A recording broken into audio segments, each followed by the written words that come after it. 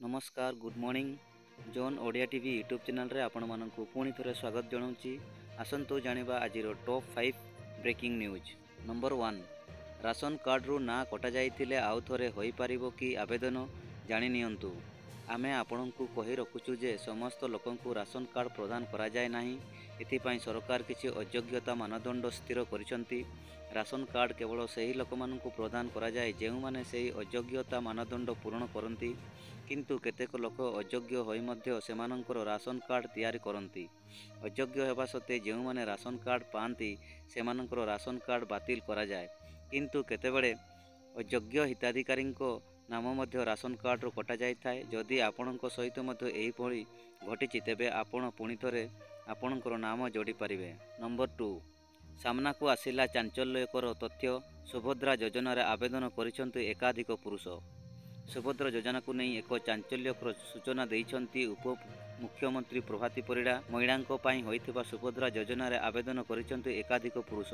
एपर्यंत आवेदन करिथिबा 157 जन पुरुषों को चिन्हट करा जाइथिबा बेले आगको जांच जारी रहिछि। बैंक रे आधार कार्ड लिंक रो डाटा जेतेबेले सामना को आसिला सेतेबेले एभली तथ्य जଣା पड़िछि। केतेक क्षेत्र रे पुओंको ना और झियोंको ना एका भली थाए। बोध हुए सेमाने त्रुटि रे आवेदन करिथिबे, किंतु सेमानंकु एथिरु बात दिया जाइछि। महिला मानंको सशक्ति करिबा पाई राज्य सरकारंको द्वारा करा जाइथिबा सुभद्रा योजना रे पुरुषंको आवेदन सरकारंको निद उड़ेइछि। ई केवाईसी जांच बेले एही चांचल्य तथ्य सामना को आसिथिबा नै सूचना देइछंती उप मुख्यमंत्री। नंबर 3 स्कूल रे मिसिबो अंगनवाड़ी। प्राथमिक स्कूल परिसर रे हेबो शिशु बाटिका। नूतन शिक्षा नीति रे प्राथमिक शिक्षा क्षेत्र रे सदृढ़ भित्तिभूमि सृष्टि और गुणात्मक शिक्षा उपरे गुरुत्व प्रदान कराजिबो। राज्य रे 10+2 व्यवस्था बदल रे 5+3+3+4 व्यवस्था लागू कराजिबो। फ्री स्कूल शिक्षा उपरे गुरुत्व दिया जाई पिलामानंको पाई शिशु बाटिका खोलाजिबो। शिशु बाटिका रे पिलांको उपरे बिना कोनोसी चापर सेमानंको मौलिक एवं संख्या ज्ञान उपरे गुरुत्व दियाजिबो। एथिपाई आगामी वर्ष मानंकर व्यापक भित्तिभूमि सृष्टि कराजिबो। शिक्षक नियुक्ति, पाठ्य पुस्तिका प्रस्तुति एवं अन्यान्य पाठ्य उपकरण जोगाई देबा उपरे गुरुत्व दियाजिबो। क्रमशः स्कूल रे मिसिबो अंगनवाड़ी। शिशु बाटिका भावे स्कूल रे चलिबो अंगनवाड़ी। बाड़ काटिबा को राज्य रे शिशु बाटिका कहा जाइछि। प्रथम पर्याय रे बाड़ काटिबा 3 लागू हेउछि। प्राथमिक स्कूल परिसर रे शिशु बाटिका हेबो। आसंता एप्रिल रु शिशु बाटिका रे नाम लेखा आरंभ हेबो बोली विद्यालय और गणशिक्षा मंत्री नित्यानंद गंड कहिसंती।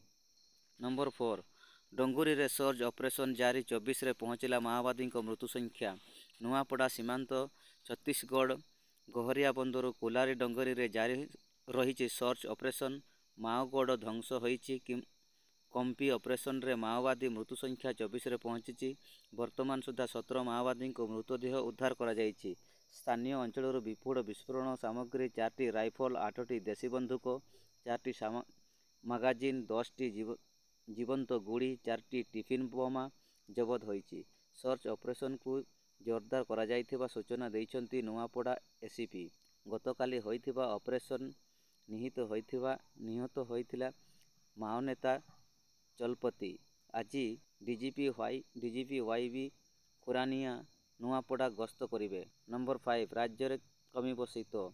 जनवरी 24 सकाळ पर्यंत जगतसिंहपुर, केन्द्रापड़ा एवं भद्रक जिले में गोटिए किंबा 2टी स्थान में घन कुहुड़ी अनुभूत हेबो बोली पाणीपाग विभाग पक्षरु पूर्वानुमान करा जायछि। आसंता 3 दिन मध्य शीत कमिबो। ओडिशा रे राति रे तापमात्रा 2 रु 4 डिग्री सेल्सियस वृद्धि पाइबार संभावना रही। शीत कमिबो हेले कुहुड़ी दृश्यमान हेबो। एने पाणीपाग विभाग पक्षरु सूचना आसीछि। सेहीपरि फुलबाणी तापमात्रा 9 डिग्री सेल्सियस, राउरकेला और झारसुगुड़ा रे 10.2 डिग्री सेल्सियस थिबा बेले दारिंगबाड़ी तापमात्रा 11 डिग्री सेल्सियस रेकर्ड करा जायछि। भिडियोटी आरंभ शेष पर्यंत देखिथिबारु बहुत बहुत धन्यवाद। भिडियोटी भल लागिथिले लाइक, शेयर, कमेंट्स और चैनल टी को सब्सक्राइब करिवे। Thank you.